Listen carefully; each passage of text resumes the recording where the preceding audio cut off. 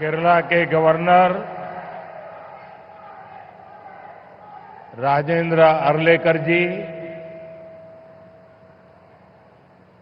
मुख्यमंत्री श्रीमान पी विजयन जी, केंद्रीय कैबिनेट के मेरे सहयोगीगण, मंच पर मौजूद अन्य सभी महानुभाव और केरला के मेरे भाई और बहनों,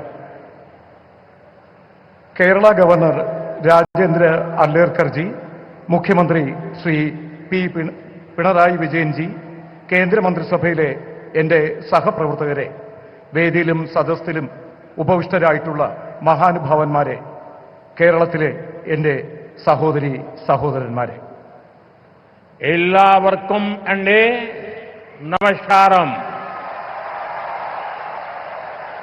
ओरिकल कुड्डे श्री अनंत पद्मनाभ पांडे मणिलेक वरान साध तीर्थ दिल एनिक अतियाय സന്തോഷമുണ്ട. എല്ലാവർക്കും എന്റെ നമസ്കാരം. ഒരിക്കൽ കൂടി ശ്രീ അനന്ത പത്മനാഭന്റെ മണ്ണിലേക്ക് വരാൻ സാധിച്ചതിൽ എനിക്ക് അതിയായ സന്തോഷമുണ്ട്. साथियों, आज भगवान आदि शंकराचार्य जी की जयंती है. 3 वर्ष पूर्व सितंबर में मुझे उनके जन्मभूमि क्षेत्र में जाने का सौभाग्य मिला था.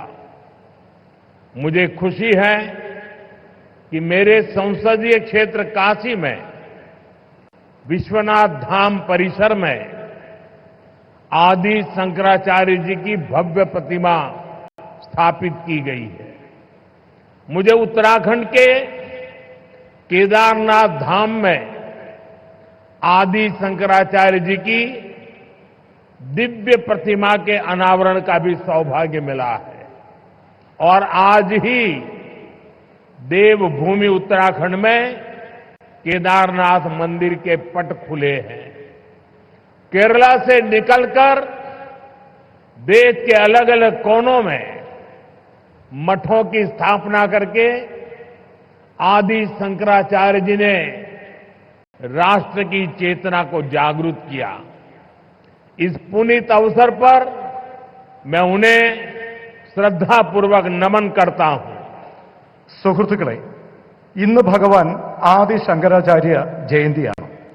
3 വർഷങ്ങൾക്ക് മുൻപ് സെപ്റ്റംബറിൽ എനിക്ക് അദ്ദേഹത്തിന്റെ ജന്മഭൂമി ക്ഷേത്രം സന്ദർശിക്കാനുള്ള സൗഭാഗ്യം ലഭിച്ചു.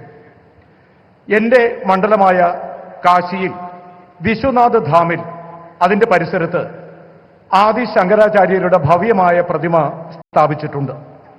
എനിക്ക് ഉത്തരാഖണ്ഡിലെ കേദാരനാഥ് ധാമിലും ആദി ശങ്കരാചാര്യരുടെ ദിവ്യ പ്രതിമ അനാവരണം ചെയ്യുന്നതിനുള്ള സൗഭാഗ്യം ലഭിച്ചിട്ടുണ്ട്. ഇന്നാണ് ദേവഭൂമിയായ ഉത്തരാഖണ്ഡിൽ കേദാരനാഥ മന്ദിർ തുറക്കുന്നത്. കേരളത്തിൽ നിന്ന് പുറപ്പെട്ട രാജ്യത്തിന്റെ വിവിധ മഠങ്ങൾ സ്ഥാപിച്ചുകൊണ്ട് വിവിധ ഭാഗങ്ങളിൽ ആദി ശങ്കരാചാര്യർ രാഷ്ട്ര ചൈതന്യം ഉണർത്താൻ ശ്രമിച്ചു.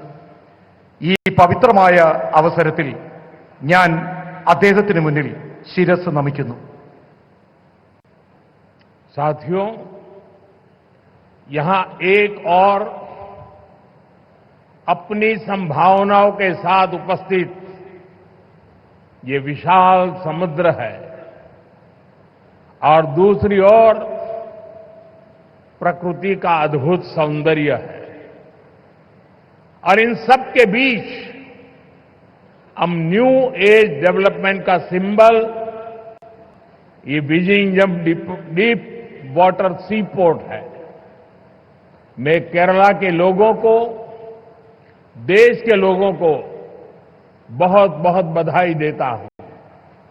സുഹൃത്തുക്കളെ, ഇവിടെ ഒരു ഭാഗത്ത് അപാരമായ സാധ്യതകളുള്ള വിശാലമായ സമുദ്രം, മറുഭാഗത്ത് പ്രകൃതി സൗന്ദര്യം വാർന്നൊഴുകുന്ന വിവിധ പ്രദേശങ്ങൾ.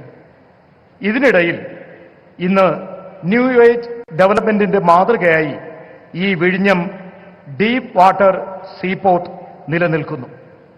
ഞാൻ കേരളത്തിലെ ആളുകൾക്കും ദേശവാസികൾക്കും അഭിനന്ദനങ്ങൾ അറിയിക്കുകയാണ്. साथियों, इस सी पोर्ट को 8,800 करोड़ रुपीस की लागत से तैयार किया गया है. अभी इस ट्रांसशिपमेंट हब की जो क्षमता है वो भी आने वाले समय में बढ़कर के 3 गुनी हो जाएगी. यहां दुनिया के बड़े मालवाहक जहाज आसानी से आ सकेंगे. अभी तक भारत का 75% ट्रांसशिपमेंट भारत के बाहर के पोर्ट पर होता था. इससे देश को बहुत बड़ा रेवेन्यू लॉस होता आया है. ये परिस्थिति अब बदलने जा रही है. अब देश का पैसा देश के काम आएगा. जो पैसा बाहर जाता था वो केरला और विलिंगम के लोगों के लिए नई इकोनॉमिक अपॉर्चुनिटी लेकर आएगा. സുഹൃത്തുക്കളെ, 8,800 കോടി രൂപ മുതൽ മുടക്കിയാണ് ഈ പോർട്ട് ഇവിടെ സ്ഥാപിച്ചത്. ഇപ്പോൾ ട്രാൻസ്ഷിപ്മെന്റ് ഹബ് നിലവിലുള്ള ക്ഷമതയിൽ നിന്നും വരും കാലത്ത് 3 ഇരട്ടിയായി വർദ്ധിപ്പിക്കും. അതിലൂടെ ലോകത്തുള്ള വലിയ വലിയ ചരക്ക് കപ്പലുകൾക്ക് വളരെ വേഗത്തിൽ ഇവിടെ എത്തിച്ചേരാനാകും. ഇതുവരെ 75%-ലധികം ട്രാൻസ്ഷിപ്മെന്റ് ഭാരതത്തിന് പുറത്തുള്ള പോർട്ടുകളിലാണ് നിലനിന്നിരുന്നത്. ഇതിലൂടെ രാജ്യത്തിന് വളരെയധികം സാമ്പത്തിക നഷ്ടം ഉണ്ടാകുമായിരുന്നു. ഈ കാരണത്തിന്, ഈ പരിസ്ഥിതിക്ക് ഇനി മാറ്റം കൊണ്ടുവരും. ഇനി രാജ്യത്തിന്റെ പൈസ നമുക്ക് തന്നെ പ്രയോജനപ്പെടും. പുറത്തേക്ക് ഒഴുകിയിരുന്ന പണം അത് കേരളത്തിനും വിഴിഞ്ഞം പോർട്ടിനും അതിലൂടെ ജനങ്ങൾക്കും പുതിയ സാമ്പത്തിക സുസ്ഥിരത കെട്ടിപ്പടുക്കുന്നതിന് പ്രയോജനപ്പെടും. साथियों, गुलामी से पहले हमारे भारत ने हजारों वर्ष की समृद्धि देखी है.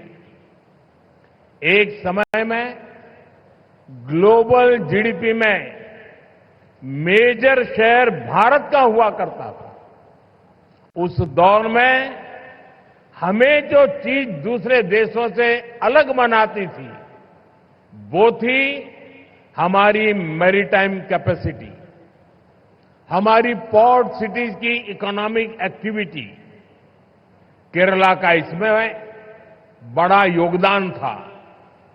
സുഹൃത്തുക്കളെ, ഭാരതം സ്വാതന്ത്ര്യം നേടുന്നതിന് മുൻപ് ആയിരക്കണക്കിന് വർഷം നമ്മുടെ ഭാരതം സമൃദ്ധ ഭാരതമായിരുന്നു.